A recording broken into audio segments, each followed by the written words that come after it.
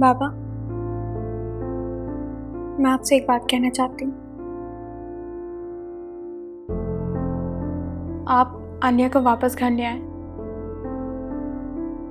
तुम इस मामले में मत आओ तो बेहतर। क्यों बाबा? ये मामला मेरा भी है। आलिया इस घर की इज्जत है। जिससे मेरी इज्जत की परवाह नहीं है, वो इस घर की इज्जत कैसे हो सकती है? बाबा, जिससे हम प्यार करते हैं, उसे अपनाने के लिए किसी की दलील की जरूरत नहीं पड़ती। तुम आखिर कहना क्या चाह रहे हो?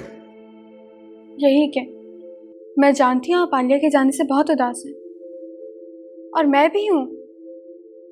लिहाजा किसी बहस किए बगैर प्लीज आलिया को वापस ले आए। ऐसा नहीं हो सकता। बल्कि मैंने तो वकील से तलाक के कागजात तैयार कर देंगे, कह दिया कि रोज में आ जाएंगे। बाबा प्लीज, मैं आपकी बेटी होकर ये बात समझ पा रही हूँ कि गुड्डे गुड़िया का खेल नहीं है, और आप हैं कि... और मेरी समझ में ये बात नहीं आ रही कि आखिर तुम उसकी वकालत क्यों कर रही हो? जरूर कोई बात होगी ना बाबा। तुम ये बताना चाह रही हो कि तुम उसकी बहुत अच्छी दोस्त हो? काश ऐसा होता। बाबा, अगर आपको मेरी जरा भी परवाह है ना, तो प्लीज आलिया को वापस ले आए। मुझे तुम्हारी परवाह है, इसीलिए मैं उसे नहीं लाऊंगा।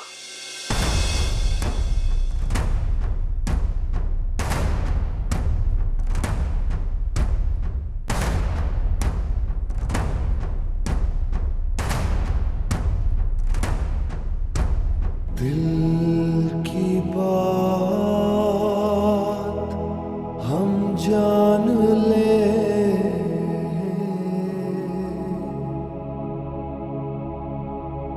जो कहे वो मान ले।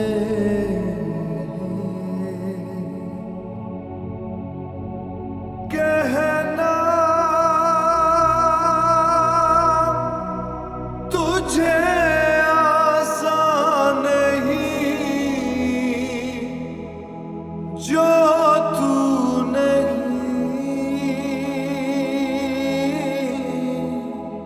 तो कुछ नहीं। इतने हैं पास जैसे झूले अभी। आज के बाद आईने में जाके अपनी शक्ल देखना। ज्यादा फर्क नहीं है तुम में और मुझ में।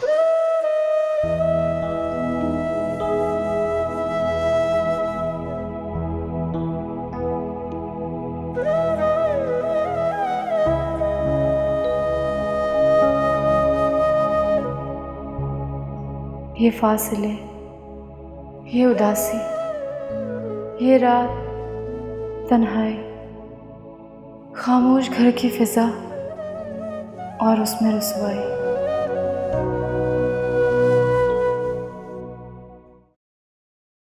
बस बहुत हो गया, मुझसे और बर्दाश्त नहीं होता। तुम कितना अपने आप को घोल घोल कर मारोगी? कल मैं खुद जाती हूँ जान मोहम्मद के पास और उससे कहती हूँ या तो तुम्हें ले जाए या तो फिर तलाक दे दे। या फिर मैं जहर खा लूं। जहर खाए तुम्हारे दुश्मन? तुम्हें हो क्या गया है? मामा, मैं आपको बता चुकी हूँ, मैं नहीं रह सकती उनके बगैर। लेकिन उससे तो तुम्हारी परवाह नहीं है ना। है उन्हें मेरी परवाह। देखिएगा वो जरूर आएंगे। तुम खुद क्यों नहीं चली जाती? मैं छोड़ाऊं तुम्हें? जी यकीन है, मुझे अपने सब्र का फल जरूर मिलेगा। लेकिन मैं कैसे सब्र करूं? मैं अपनी आंखों के सामने तुम्हें तड़पता देखती रहूं और कुछ भी ना करूं? आपसे बहस भी क्या करूं? पहले भी तो मैं ही गलत थी। लेकिन अब तुम गलत नहीं हो, इसलिए मैं तुम्हारे हर कदम में तुम्हारे साथ हूं।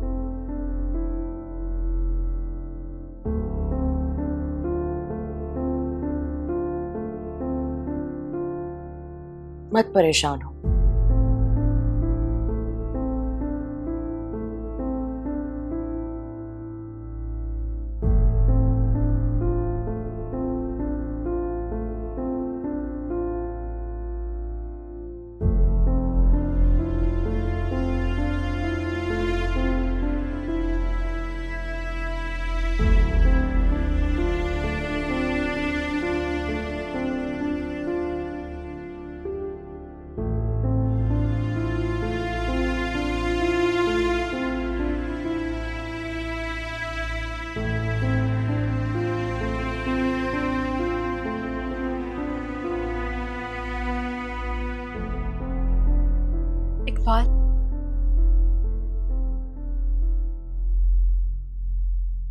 मुझे सजा नहीं दोगे? कोई ऐसी सजा जिससे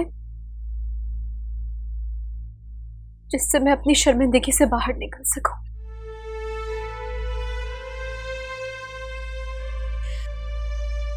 मैं जानती हूं कि तकदीर ने तुमसे तुम्हारी मोहब्बत छीन ली, लेकिन मैंने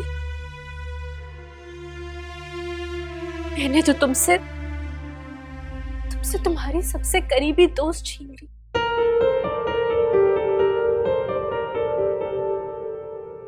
तुम्हारी रास्ता उस्मा,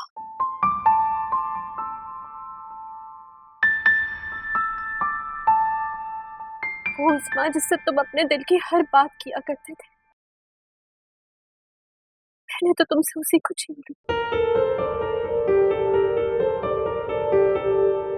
इकबाल,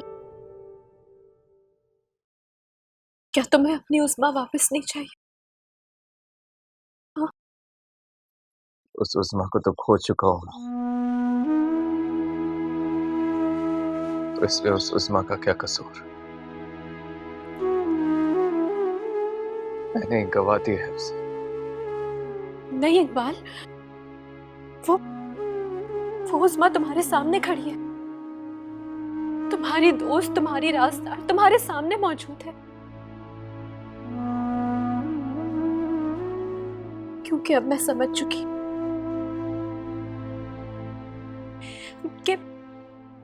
कि रिश्तों को कैद करने से कुछ नहीं होता। चाहे उन्हें जितनी ही चूरी खिलाई जाए, वो परवान नहीं चढ़ते। उन्हें तो आजाद फिजा की जरूरत होती है।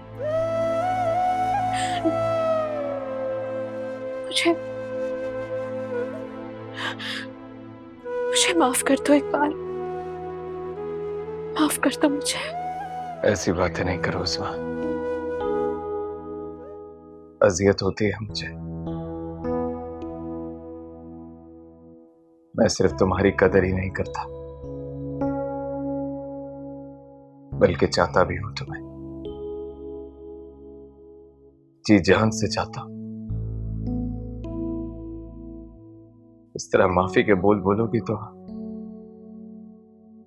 मुझे शर्मसार कर दोगी।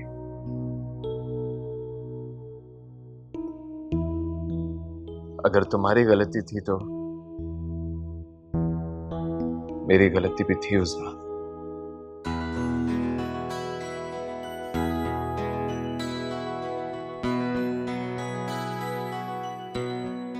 चलो एक नए सफर की शुरुआत करते हैं उस्मा, जिसमें कल की कोई शर्मिंदगी ना हो, कल का कोई दुख ना हो। बोलो मंजूर? नहीं, मंजूर नहीं। तुझे आसान नहीं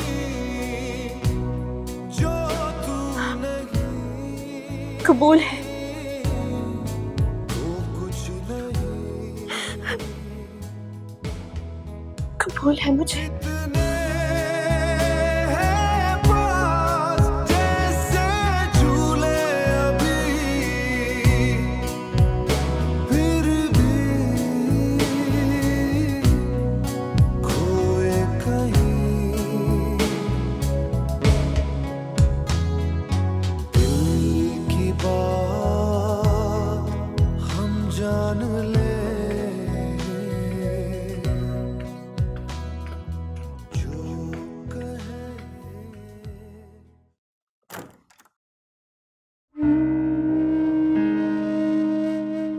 गंदा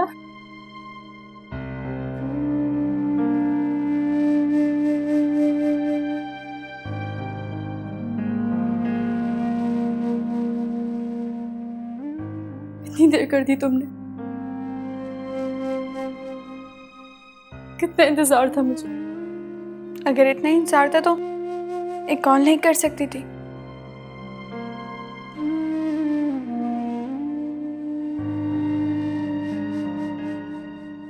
अकेली आई हूँ।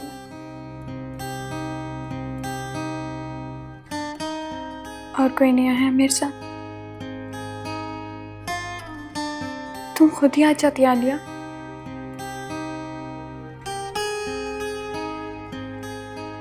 पता नहीं क्यों ख्वाहिश थी कि कोई पुकारे।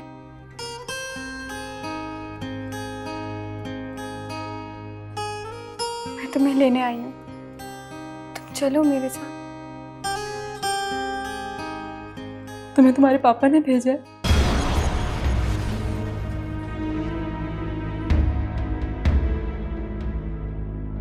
नहीं फरखंदा, बिन बुलाए नहीं। पर मैं तो तुम्हें लेने आई हूँ ना। जिसे पुकारना चाहिए था वो तो खामोश बैठा है ना। प्लीज आलिया, मुझे माफ कर दो। सारा कसूर, सारे गुनाह मेरे हैं। बाबा मेरी बातों में आ गए। अब मैं उन्हें नहीं समझा पा रही हूँ कि मैं झूठी हूँ।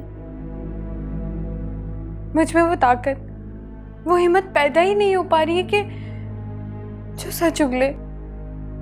प्लीज आलिया, मैं तुम्हारी मिन्नत करती हूँ, प्लीज मेरे साथ चलो। मैं तुम्हारे साथ खड़ी हूँ। अब तुम ही हो जो मुझे बाबा के गजब से बचा सकती है।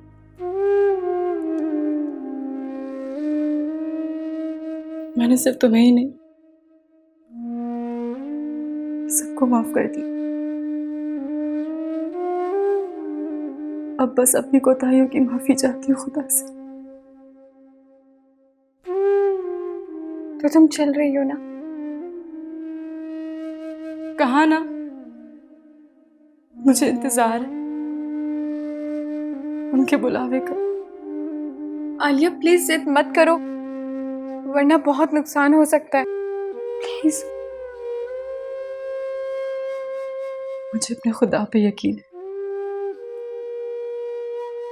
आलिया वो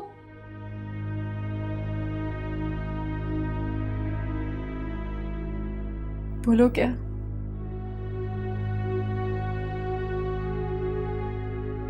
आलिया, वो बाबा डिवोर्स पेपर की बात कर रहे थे।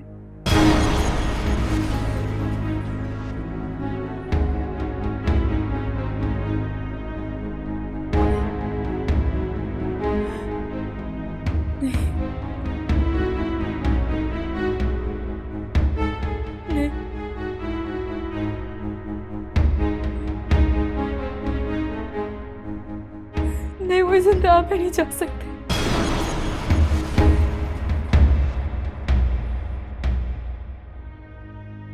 तुम जरूर इंतहा देखना चाहती हो? आलिया प्लीज, प्लीज चलो।